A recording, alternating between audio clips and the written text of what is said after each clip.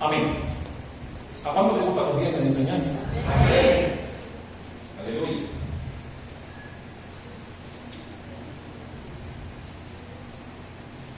¿Cuántos atesoran la presencia de Dios?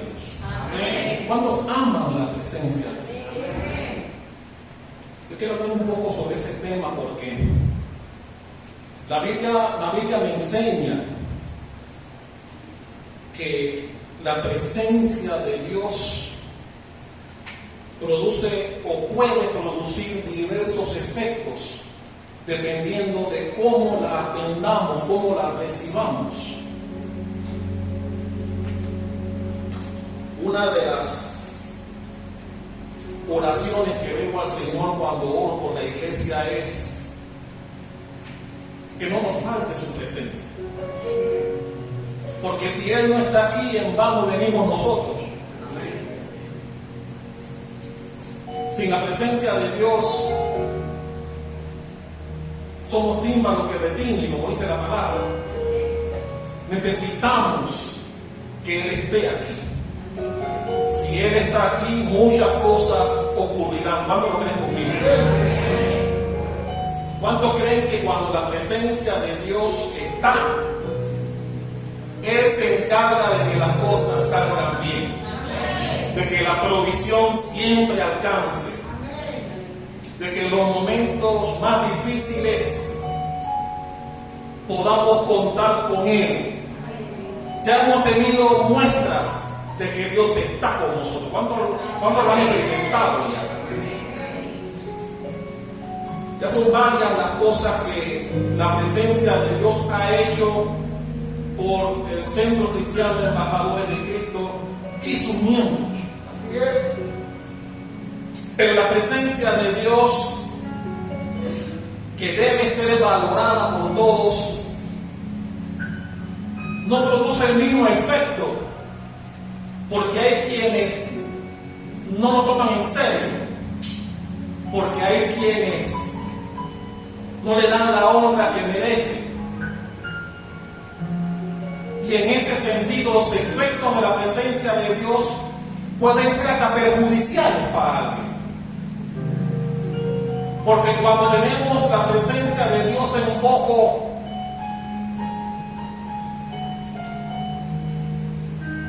cosas desagradables pueden venir a nuestras vidas. ¿Cuántos dicen amén? Y hay un pasaje de la Biblia conocido por todos, en donde nos damos cuenta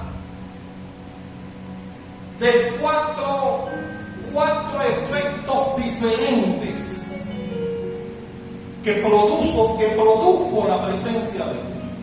4 efectos diferentes que trajo la presencia de Dios dependiendo de cómo lo valoró. Yo quiero hablar de eso esta noche porque es importante que nosotros valoremos, le demos el lugar preponderante, el primer lugar que Dios merece, y merece su presencia en la vida de cada uno de nosotros. Todos tenemos libre albedrío, todos podemos tomar en serio o no las cosas del Espíritu Santo, podemos valorar o no la presencia de Dios. Mi hermano, por eso cuando usted viene a la iglesia, por poner un ejemplo, cuando yo veo a alguien chateando en la iglesia, yo digo, no está valorando la presencia de Dios. Está tomando en poco la presencia de Dios. Porque mi hermano, ¿cuánto tiempo vas a estar aquí? 2 horas, 3 horas. No pueden esperar 3 horas que salgan de la iglesia para seguir chateando. Entonces, cuando yo veo gente en la iglesia haciendo cosas irreverentes a la presencia de Dios, son personas que no lo están valorando. Es como si usted va a la escuela. Los profesores que están aquí no me darán la razón. Mi hermano, cuando tú estás en la escuela, lo que el profesor espera de ti es que tú le prestes atención. Y que cuando Él está hablando para enseñarte, para instruirte, tú no estés chateando, tú no estés conversando con otras personas, cosas alejadas de lo que se está enseñando. Y mi hermano, son cosas que vemos en la iglesia. Y no me echen cuenta que yo estoy enfrente de ustedes.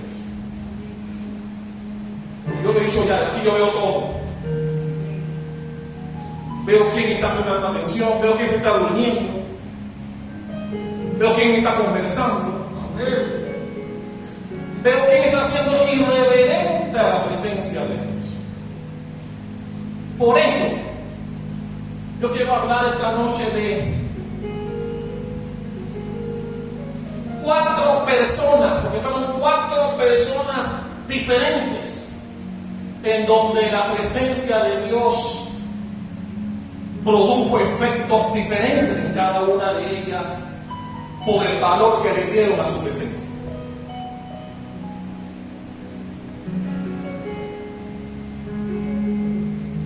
Y la Biblia nos habla, usted tiene conocimiento seguramente, que el arca del pacto, ¿cuántos recuerdan el arca del pacto? Una caja que Dios dio las instrucciones de cómo debió ser confeccionada, que estaba cubierta, las tapas eran 2 querubines que tenían las alas abiertas. Usted conoce la historia. Dentro de esa caja, el arca del pacto, habían 4 elementos importantes. ¿Cuántos saben qué contenía esta caja? 1, la vara de Aarón. ¿Qué significaba la vara de Aarón en la caja? Representaba el poder, la autoridad de Dios. ¿Qué otra cosa estaba en esa caja? ¿Quién sabe? Estaba una copa de oro llena de maná. No maná podrido, como cuando lo recogían después del tiempo que Dios decía no. Era un maná, sí, venía del cielo, pero ese maná nunca se pudrió, porque el maná que estaba en esa copa de oro simbolizaba la provisión de Dios. Había un tercer elemento que estaba en esa caja. ¿Quién puede decir qué era? Ay, ay, ay. Usted debe saber eso. Estaba los 10 mandamientos. La primera vez escritas por el dedo de Dios. La segunda vez Dios le dijo a Moisés: no, escribe tú ahora. La que tú la rompiste, escribe tú. Así que en el arca estaba la vara de Aarón, que representaba la autoridad y el poder de Dios. Estaban los 10 mandamientos que simbolizaban la ley de Dios. Y estaba esa copa de oro con maná fresco que simbolizaba la provisión de Dios. Pero había un 4º elemento que no estaba allí, pero que formaba parte del arca, y que era la presencia de Dios. ¿Por qué no damos un fuerte aplauso a esa maravillosa arca que Dios ordenó?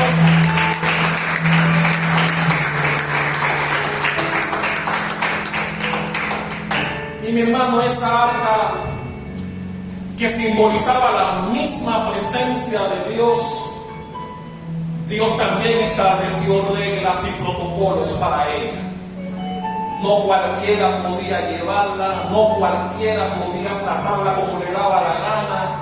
No era una simple caja que tú podías llevar como te daba la gana.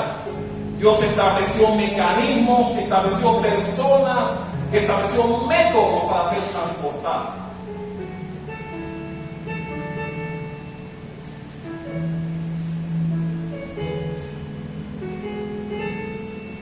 Así entonces la Biblia narra que esta arca por 30 años no estaba en poder pueblo de Israel. Esa arca se encontraba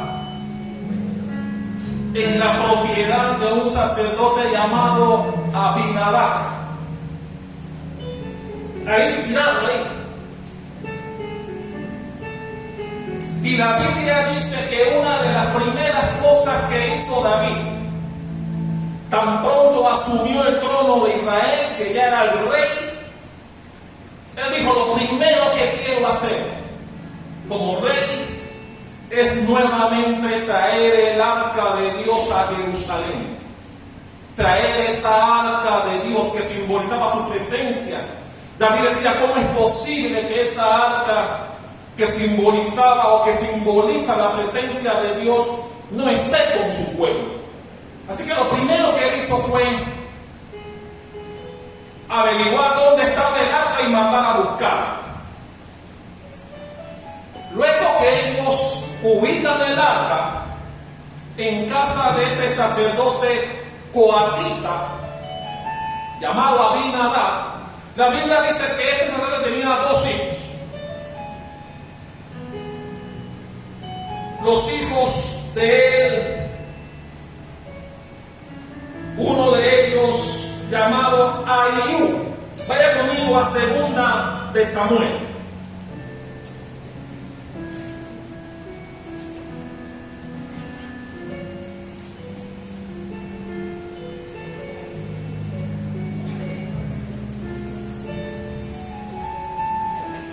¿Ya llegó a 2 de Samuel? Vaya por favor al capítulo 6.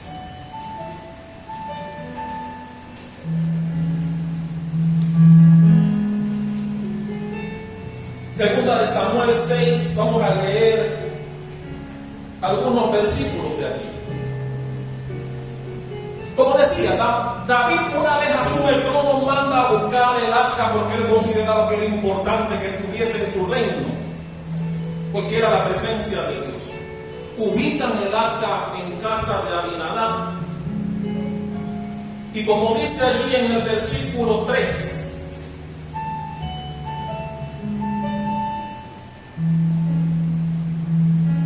los hijos de este sacerdote eran Usa y Ahío, eran sus hijos. Estos, como el arca estaba en los predios de la casa de ellos se tomaron el atributo de cargar el arca. Y dice el versículo, vamos a leer el versículo 5. Y David y toda la casa de Israel danzaban delante de Jehová con toda clase de instrumentos de madera, de haya, con arpas, salterios, banderos, flautas y címbalos. Dice 6. Cuando llegaron a la era de Nacón, Usa, uno de los hijos de Abinadab, extendió su mano al arca de Dios y la sostuvo, porque los bueyes tropezaban. Voy a pararlo ahí. La Biblia dice que cuando van a buscar el arca, los hijos de este sacerdote, yo digo que por desconocimiento, porque recuerden que eran 30 años en donde el arca estaba en un lugar, seguramente ellos olvidaron todo lo que Moisés le enseñó al pueblo sobre la manera en que tenía que ser transportada el arca, y ellos la cargaron como ellos consideraron que debían hacerlo. Y la Biblia dice que pusieron el arca sobre algunos bueyes, y el arca iba en un desfile maravilloso, porque la Biblia dice que David envió o enfiló a más de 30,000 hombres para trasladar el arca desde la casa de Abinadab hasta Jerusalén. Pero el arca venía sobre bueyes, no venía como Dios lo había establecido. Y resulta que cuando como dice allí, a la era de Nacón, Usa, uno de los hijos del sacerdote, los bueyes tropezaron y se iba a caer el arca. Y Usa puso la mano para que no cayera el arca al piso. Y la Biblia dice que quedó fulminado delante de todos en ese lugar. Es decir, la presencia de Dios fulminó a Usa porque puso las manos encima del arca.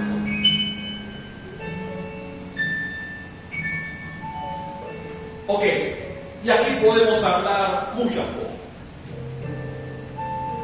Aquí yo observo de salida desconocimiento, porque primero el arca, por mandato de Dios, no podía ser transportada en bueyes. Segundo, nadie podía tocar el arca sino las personas que Dios estableció que tenían que cargarla. Ellos eran coatitas, no eran levitas. Por lo tanto, no estaban asignados por Dios para poder transportar el arca del pacto. Y la Biblia dice que cuando Usa, con buena intención, porque no había mala intención en él cuando él trató que el arca no cayera al piso, cuando los bueyes tropezaban, había buena intención cuando lo hizo. Lo que había era desconocimiento. Y mi hermano, aquí aplica lo que se aprende en derecho, donde la ley dice que su desconocimiento no te exime de las responsabilidades. El hecho de que tú desconozcas una ley no te exime de su cumplimiento. Y eso fue lo que pasó con Usa. El desconocimiento que tenía no lo eximió de la ira de Dios al tocar el arca del pacto, y la Biblia dice que quedó ahí mismo fulminado. Cuando David ve eso, se molesta y se entristece, porque él decía: ¿por qué tenía que morir? ¿Por qué tenía que morir este muchacho? Si lo que él iba a hacer no era nada malo. Y no quiso que el arca llegase a Jerusalén. Usa es la primera persona o el primer personaje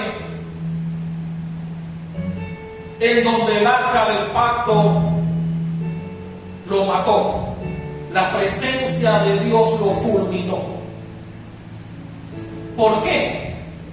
Porque por desconocimiento no sabía que jamás debía tocar el arca. ¿Quieres saber dónde dice eso? Vaya conmigo al libro de Números. Números capítulo 4, versículo 15. Números 4:15. En donde Dios claramente estableció cómo debía hacer la cosa. ¿Ya tiene Números 4:15? Dice: y cuando acaben Aarón y sus hijos de cubrir el santuario y todos los utensilios del santuario, cuando haya de mudarse del campamento, después de ello los hijos de Coat para llevarlos. Está hablando de los utensilios que debían ser llevados por los hijos de Coat. Los utensilios. Pero mira lo que dice al final. Pero no tocarán cosa santa, no sea que muera.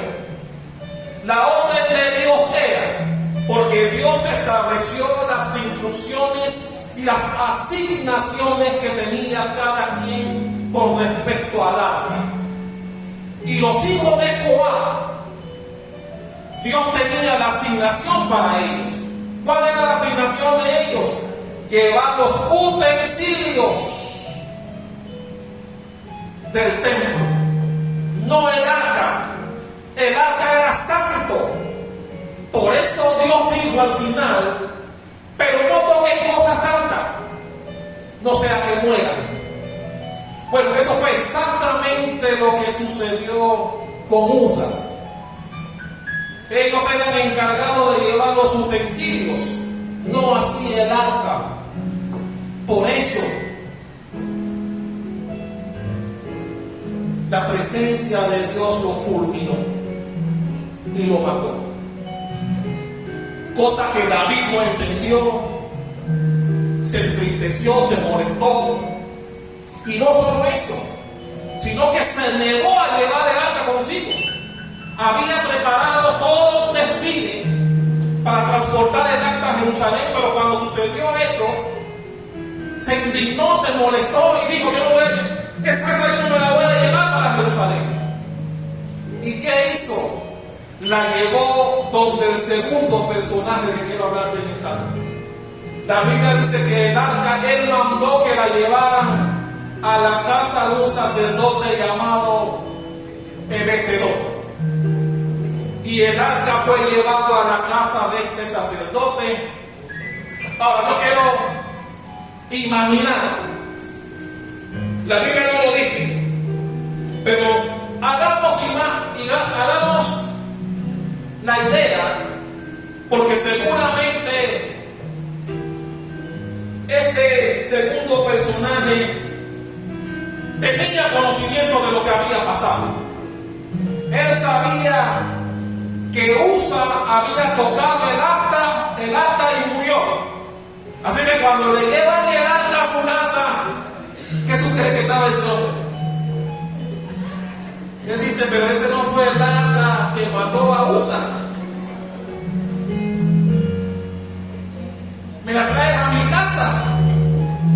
Yo me imagino las cosas que pudieron pasar por la mente de este segundo personaje.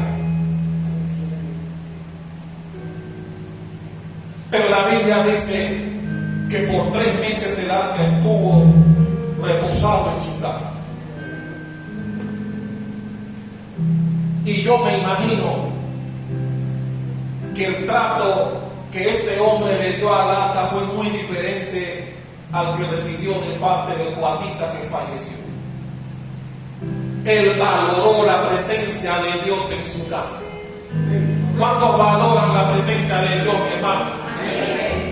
¿Cuántos valoran la presencia de Dios en tu casa, en la iglesia, donde vayas? Tú y yo debemos valorar la presencia de Dios. Mi hermano, cuando tú estás en tu casa, que espero que tengas tiempo de oración, igualmente Dios espera que tú valores su presencia, que tú valores ese tiempo de oración que tienes y que le des ese trato privilegiado y único que Él espera recibir de ti. Yo te pregunto una vez más, y mi hermano, yo estoy aquí enfrente y yo veo, y he visto gente con celular en la mano, escribiendo. He visto gente conversando mientras está hablando aquí. ¿Llamas a eso valorar la presencia de Dios?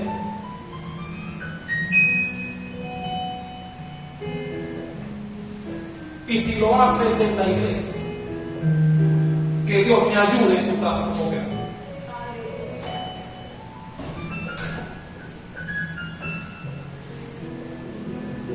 Mi hermano, la Biblia dice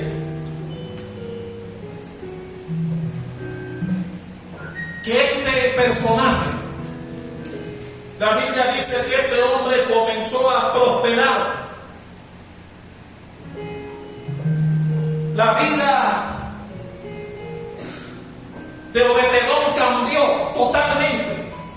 La Biblia dice que por los 3 meses que el arca estuvo en su casa prosperó. Dios bendijo su casa. Hubo abundancia, no faltó nada. Y ahí nos damos cuenta que el arca que hace unos días había matado a alguien, estaba bendiciendo a otro por el trato que le estaba dando. Uno no lo valoró, el otro sí. Pero las noticias llegaron a David.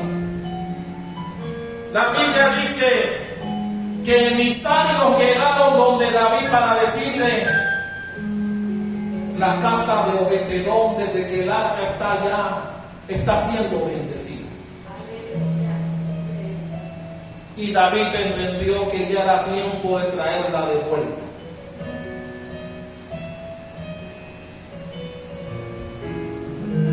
Y él dijo: tenemos que traérnosla. Y yo me imagino ahora cuando fueron a decirle a Obed-Edom: el rey viene por el arca. En principio no la quería, pero estoy seguro que al final no quería que se la llevara. Pero el rey es el rey. Y la Biblia dice que David manda a buscar el arca y nuevamente preparan la ceremonia 3 meses después para traer el arca a Jerusalén, en esta ocasión desde la casa de Obed-Edom. Pero también en esta ocasión David se instruyó y le enseñaron cómo era la cosa con respecto al arca, quiénes tenían que llevarla, cómo tenían que llevarla.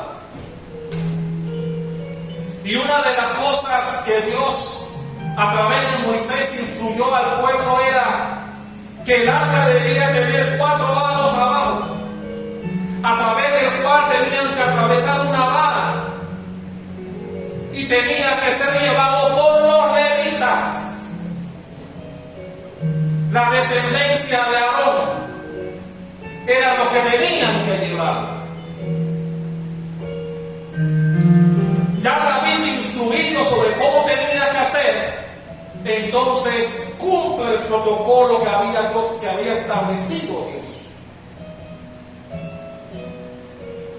Y usted conoce la historia. La Biblia dice que en un desfile triunfal el arca era transportado como debía ser desde el primer día, con el protocolo que Dios había establecido, hacia Jerusalén, la casa de David.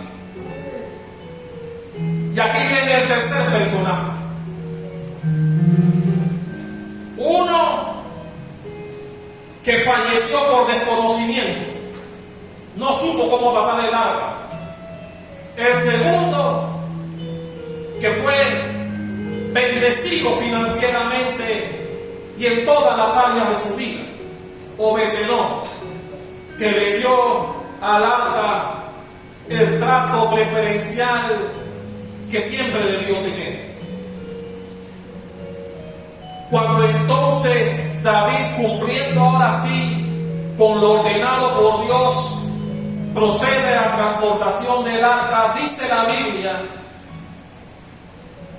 que David, gozoso, contento, comenzó a danzar, comenzó a alegrarse, porque la presencia de Dios iba camino a Jerusalén, donde siempre debió estar. Donde por haberse apartado de Dios el arca terminó en un lugar equivocado y no entre su pueblo como debería estar. Y la Biblia dice que David, gozoso, alegre, contento, comenzó a danzar y a bailar. Hizo más. La Biblia dice que se fue quitando la ropa, no era un striptease. La Biblia dice que quedó en ropa interior y quedó como una especie de chaleco de efod, que después también se lo quitó y quedó en las ropas interiores de la época. Pero la Biblia dice que a David no le importó, porque él bailaba y danzaba para la alegría de Dios, para la alegría de Dios, no para la alegría de los que lo estaban viendo. Él lo hacía porque él entendía que finalmente la presencia de Dios iba a estar con su pueblo en Jerusalén. Yo me imagino que David decía: si en 3 meses bendigo a Obed-Edom, en Jerusalén, entre su pueblo, las bendiciones serán mucho más todavía. Y si usted lee ese pasaje de la transportación del arca a la segunda vez hacia Jerusalén, la Biblia dice que hacían sacrificios en cada distancia, hacían un sacrificio de animales. Muchos animales fueron sacrificados en ese desfile. Animales que eran sacrificados para agradar a Dios. La Biblia dice que cuando llegaron a Jerusalén, David dio la orden que a todo el pueblo se les diera carne y pan. ¿Sabe cuántos animales tuvieron que ser sacrificados para cubrir esa orden de David? Todo para la alegría de Dios. Todo para agradar a Dios. Yo te pregunto, amado hermano, cuando estás en el tiempo de valorar la presencia de Dios, te gozas y le alabas igual que David. Cuando estás en la iglesia aquí, mientras Joyada está alabando al Señor, ¿le alabas también tú? ¿Te gozas en su presencia? Tranquilo, yo te voy a pedir que te en ropa interior aquí, pero te gozas en su presencia también.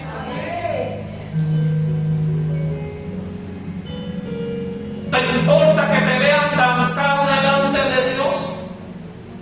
¿Te da pena? Son pocas las personas que observamos danzando y gozándose mientras está alabando a Dios. Ese tipo de David.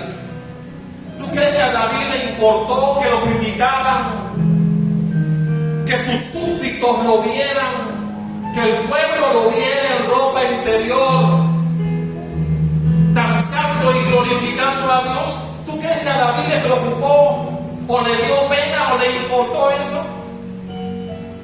Él estaba danzando para alegrar a Dios, no para alegrar a que lo estaba viendo. Y por eso, amado hermano,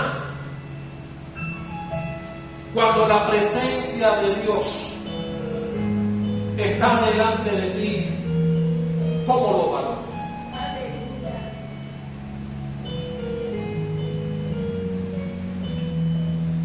¿Le alabas con cánticos en tu tiempo de oración? ¿Disfrutas su presencia? Como decía en estos días, es un deleite para ti las cosas de Dios.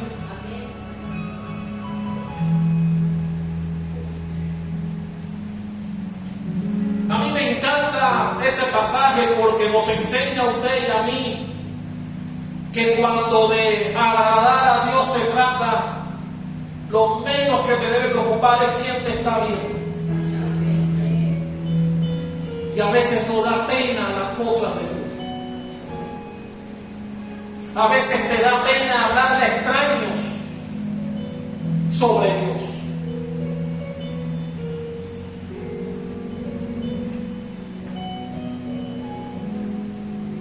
A veces nos da pena que nos vean en el a veces queremos como brincar y saltar y gozarnos, pero nos acordamos de la iglesia. ¿Qué dirá el hermano? ¿Qué dirá la hermana? Mi hermano, a la vida no le importó. Y la Biblia dice que eso agradó a Dios. No hay una canción que lleve ese tono. David danzó y a Cristo le agradó. Porque cuando Dios entiende que lo estás haciendo para Él, a Él no le importa si alguien te critica o no. Y aquí entro al cuarto personal. Porque la Biblia dice que mientras David danzaba en ropa interior, su primera esposa, la que le dio Saúl, su hija, por haber matado a Goliat, Mical, estaba en una ventana del palacio viendo al rey danzando medio desnudo y lo criticó. Cuando David llegó a sus aposentos, dice la Biblia que la reina comenzó a criticarlo y a cuestionarlo. Muy lindo el rey bailando el cuero delante de las súbditas. Buen ejemplo estaba dando a la gente allá afuera. Y David le dijo: yo no estaba bailando para ninguno de ellos. Yo estaba danzando para el único Rey de Reyes, para el único Señor de Señores, el que me puso aquí por Rey, el que me tiene aquí por Rey. ¿Cuál fue el efecto que la presencia de Dios produjo en ella, Mical? La Biblia dice que no pudo tener hijos. No dijo que era estéril. Dijo que Dios no le permitió tener hijos. ¿Por qué? Porque tomó en poco la presencia de Dios. No valoró la presencia de Dios. Y la Biblia dice que ella no pudo tener hijos, no tuvo hijos. Me llama la atención porque no dice que era estéril. Dice: Dios no le permitió tener hijos. No importa lo que hiciera, Dios no le iba a permitir que quedara embarazada. ¿Por qué? Porque no valoró su presencia, que sí valoró su esposo en el momento. Y mi hermano, yo quiero decirte antes que terminemos: ¿valoras la presencia de Dios? ¿Es importante para ti gozarte en su presencia? ¿Te preocupa que te vean bailando o danzando para Dios?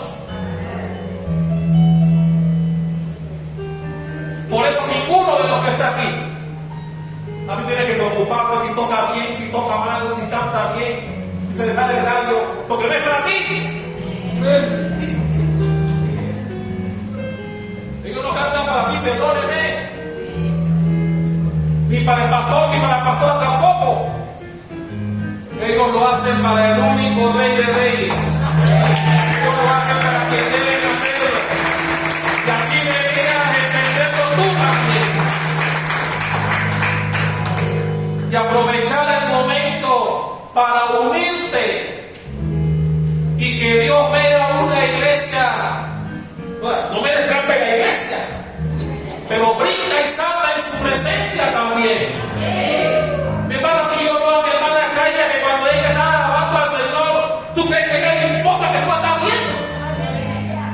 Ella está gozando la presencia de Dios, mi hermano. Y tal vez tú te rías al verla. Cuidado, porque Mical hizo lo mismo. Cuidado, cuidado, mi hermano. Mical también se burló de David cuando danzaba delante de Dios. Y miren cómo quedó. Así que cuidado. Cuidado en reírte o criticar a alguien que se esté gozando entendiendo aquí? Tú deberías imitarlo para que Dios también te vea gozándote en su presencia. No para que alguien te vea, sino para que Él te vea. Y para que sus bendiciones también te alcancen a ti, así como alcanzó a David. Aleluya. Por eso, ese fue uno de los motivos por el cual Dios dijo: ese es un hombre conforme a mi corazón. Porque él ponía a Dios por delante y no le importaba, cuando de Dios se trata, alabarle y glorificar su nombre. Cuando lo buscaba en su tiempo de intimidad, dice la Biblia, que él se deleitaba en la presencia de Dios, se refugiaba en Dios. Cuando lo perseguían, Dios era su soporte, su estandarte, su escudo. Era quien lo resguardaba, lo cuidaba del enemigo. No buscaba a otros, buscaba a Dios. Y cuando quiso hacerlo con sus propias fuerzas, a él mismo también le cayó la teja. Recuerden cuando mandó a censar al pueblo, que creyó que él estaba logrando victorias por él y no por Dios. Usted conoce la historia. Él también pagó el precio de la altivez que tuvo en un momento dado. Y aprendió. Nunca más lo volvió a hacer. Porque, mi hermano, todo lo que tenemos y lo que no también es por Él. Él es el que nos bendice en el tiempo de Él, no en el nuestro. ¿Qué debemos hacer usted y yo? Gozarnos en su presencia, sin que te importe quién te vea, quién te mire, quién te critique o quién se ría, como hizo aquella hija del diablo, que se burló de alguien que se estaba gozando delante de Dios y pagó el precio por esa burla. Así que te digo, cuidado, mucho cuidado de burlarte, de reírte cuando alguien está alabando a Dios de corazón. Ten cuidado, porque Dios no le gusta eso. Pregúntenle a mi cargo cómo le fue después de ahí.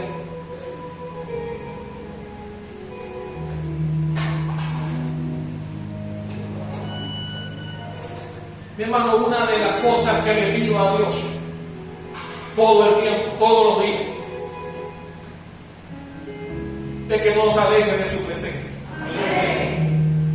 Que aunque las cosas no estén saliendo como esperamos, que aunque las cosas tal vez a nuestra vista no estén como queríamos, como quisiéramos, que no se aleje su presencia de nosotros.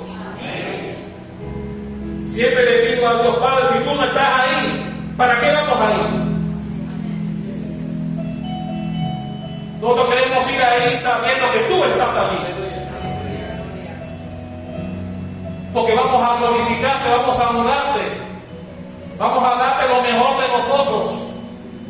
Y el tiempo que estemos aquí, no lo consumo hablando de otras cosas, chateando con gente, conversando cosas que puedes hablar después del culto, o dedicándote a cosas que bien podrías hacer después que sales de aquí. Vienes a la casa de Dios, consume el tiempo en Dios. Mi hermano, si dejaran tirar Biblia, yo ya como una ley, no sé,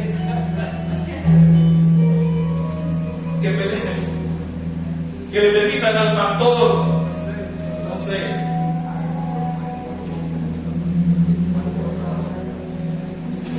mi hermano, una de las cosas que me gusta de Obed-Edom, el segundo personaje, el que fue bendecido por los 3 meses que David estuvo en su casa, la Biblia dice que cuando David se lleva el arca, Obed-Edom y sus 8 hijos se fueron también con el arca.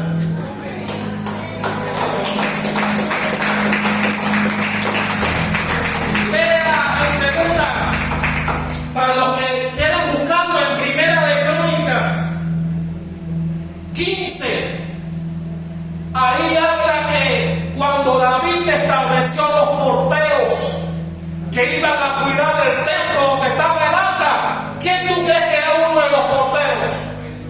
Obed-edom y sus 8 hijos. ¿Qué quiero decir con esto?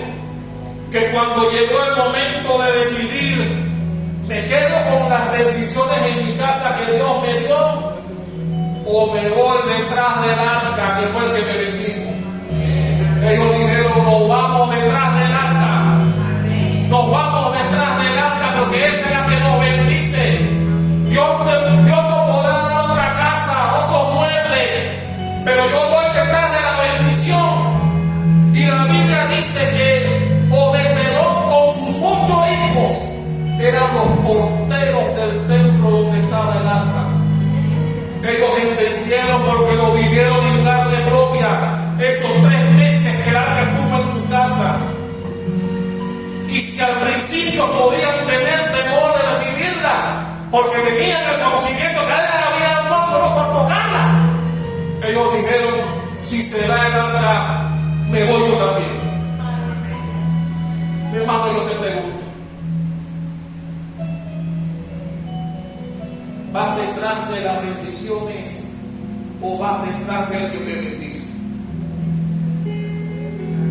No, llegará un momento en que tendrás que tomar decisión. Llegará un momento en que Dios te pondrá a escoger. ¿Te quedas allá o me sigues a mí, que soy el que te va a bendecir de ahora en adelante? Yo oro para que nosotros tengamos el espíritu de Obed-edom, tengamos el espíritu de David, de ir donde va el arca, de alabar y honrar a Dios, no importa quién te vea, siempre que sea para Él. Y mi hermano, cuando haces algo para alguien que no sea Dios, Dios también lo sabe. Y eso va para todos los que estamos aquí, incluso los servidores. Si yo toco algún instrumento, alguna de ellas canta para agradar a alguien que no sea Dios, Dios también lo sabe. Dios también lo sabe. Bueno, aquí venimos a agradar a Dios. Hermano, si yo viniera siempre para agradarle a usted, las prédicas siempre fueran exquisitas para tu oído. Vendrías aquí contento todos los viernes y los domingos. Me va a bendecir el pastor de nuevo con esta prédica. Seguramente va a hablar de bendición. Pero a veces vengo, mi hermano, que tú me conoces, me quieres tirar la silla. A veces vengo con enseñanzas en donde sientes tachuelas sin que las haya en la silla. Enseñarle que yo no vengo a agradarte a ti aquí. Yo vengo a agradar a Dios a través de su palabra. Que es buena, que es eficaz, aunque no te guste, es buena para ti tu espíritu. Nosotros, usted y yo debemos venir aquí para agradar a Dios y a nadie más. A gozarnos en su presencia, contemplar su hermosura y a inquirir en su santo templo como su palabra. Si usted viene por cualquier otra cosa que no sea eso, está viniendo por los motivos equivocados. Si usted viene y puede entender que al principio pase así, si usted viene por complacer a tu mujer o a tu marido, estás viniendo por los motivos equivocados. Y yo puedo entender que al principio pueda ser así, pero después de un tiempo, cuando el conocimiento vaya entrando en ti, ya tú debes venir con otras motivaciones. Tus motivaciones deben ser alabar a Dios, glorificar su nombre, venir aquí a recibir instrucción que te servirá para ganar las almas, que son las que Él quiere que tú traigas. El celular, apágalo. Nada más son 3 horas aquí. Chatea después que te vas. ¿Quieres hablar la novela después que sales de aquí? Concéntrate en Dios cuando vienes acá. No te distraigas en otra cosa, porque esa distracción le pasó a Usa. Puso la mano por desconocimiento y Dios lo fulminó. Y a veces por desconocimiento hacemos cosas, pero cuando tienes el conocimiento, Dios no te lo permite, como le pasó a Mical. Mical tenía conocimiento, era hija del rey, un rey que Dios había puesto, así que sí tenía conocimiento. Cuando el profeta iba a hablar con Saúl, seguramente ellos estaban por ahí, chiquillos dando vueltas, escuchando lo que el profeta les decía, así que sí tenían conocimiento. Por eso cuando ella se burló, Dios las castigó. Mi hermano, que no nos pase eso. No seamos irreverentes frente a la presencia de Dios. Mi hermano, vienes aquí por un corto periodo de tiempo. Valora a Dios, valora su presencia, para que Dios te valore a ti también. Dale un fuerte aplauso a Rey de Reyes, tu nombre.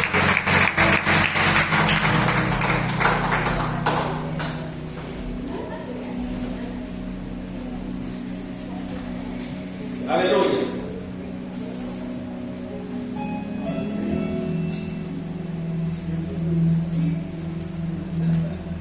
Uno fue fulminado, otro fue bendecido, otro se gozó en su presencia y otra vivió amargada el resto de su vida. Todos por cómo valoraron la presencia de Dios en su momento. 4 personas, la misma presencia. Todo depende cómo tú lo valores. Amén. Todo depende qué tan importante es para ti. Y mi hermano, repito, a mí me podrás engañar, pero hay alguien que sabe lo que hay en tu corazón. Amén. Hay alguien que sí sabe qué tanto valoras cuando vienes aquí, qué tan importante es el tiempo cuando vienes aquí. Hay alguien que sí lo sabe y Él juzgará en su tiempo. Yo deseo que todos seamos Obed-Edom, que no le importó dejar la bendición de su casa y se fue tras el arca, y prefirieron ser porteros en la casa de Dios que ser personas bendecidas en su casa. ¿Escucha eso? Ellos dijeron: prefiero ser un portero, pero cerca de donde está la presencia de Dios, que ser un bendecido en mi casa. ¿Cuántos bendecidos se salen de la comprensión? Y la Biblia resaltó a Obed-Edom y a sus hijos que entendieron la importancia de la presencia de Dios. Mi hermano, aquí solamente venimos 2 veces por semana. El otro año, Dios mediante, serán 3. Y cuando venimos aquí, venimos a las 6, no vamos a las 9. No vamos a las 9. 3 horas. Oye, 3 horas dedícalas a Dios. Pero el resto del día, haz lo que quieras. Digo, correctamente. Pero son 3 horas, mi hermano. Son 3 horas. Que los viernes y los domingos vienes aquí. Hey, dedícaselo a Dios. Dedícaselo a Dios. Alegra a Dios con tu presencia y tu atención a su palabra. Y Él también te bendecirá a ti, como bendigo a Obed-Edom y a su familia, y como bendigo también a David, que lo adoró, quedó desnudo en la época. Yo a nadie le pido aquí que se quite la ropa, no, cuidado, no me hagas esto aquí. Pero sí está permitido danzar y alabar a Dios. esta película.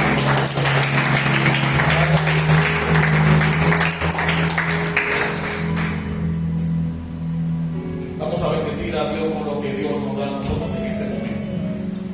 Dale un fuerte aplauso al que vive y reina.